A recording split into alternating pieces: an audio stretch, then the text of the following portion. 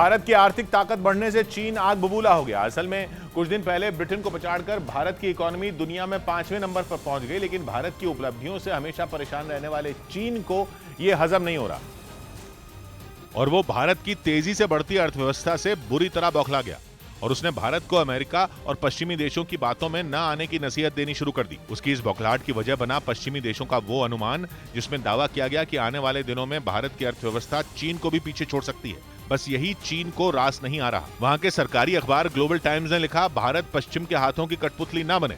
अगर भारत दूसरे जापान की तरह वॉशिंगटन का दास बन गया तो वो शक्तिशाली देश बनने के अपने लक्ष्य के बारे में कैसे सोच सकता है। चीन के इस रुख से साफ है कि उसके निशाने पर क्वाड में भारत की बढ़ती मजबूती है, जिसमें अमेरिका भी शामिल है। इसके अलावा एशिया में ताकत का संतुलन बनाने के लिए फ्रांस और ऑस्ट्रेलिया जैसे देश भी भारत के साथ नया गठजोड़ बनाने पर काम कर रहे हैं, जो चीन की आंखों में खटक रहा है, जिसकी गवाही वहां के सरकारी अखबार ग्लोबल टाइम्स में छपे आर्टिकल ने भी दी,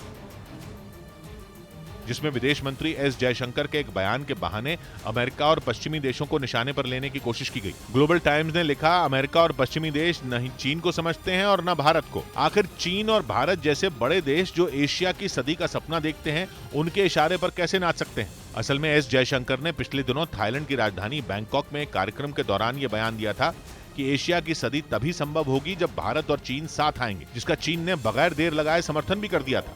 मतलब यह कि चीन समझ गया है कि सबसे तेजी से बढ़ने वाली अर्थव्यवस्था के मामले में वो भारत से पिछड़ चुका है, क्योंकि सीमा पर भारत के खिलाफ साजिश रचने में जुटे चीन को कोरोना ने मंदी की कगार पर पहुंचा दिया। जबकि इतने मुश्किल दौर में भी बीती तिमाही में भारत की विकास दर में डबल डिजिट का उछाल दर्ज किया गया। कारोबारी साल 2022-23 में अप्रैल से जून के पहले क्वार्टर में भारत की जीडीपी में 13.5% की बढ़ोतरी दर्ज की गई, जो कि एक साल में सबसे तेज बढ़ोतरी है।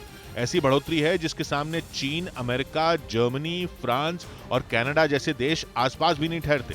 और न सिर्फ दुनिया की सबसे तेजी से बढ़ती अर्थव्यवस्था का तमगा एक बार फिर भारत के ही नाम रहा, बल्कि देश की जीडीपी ने कोरोना काल से पहले के दौर को भी पीछे छोड़ दिया।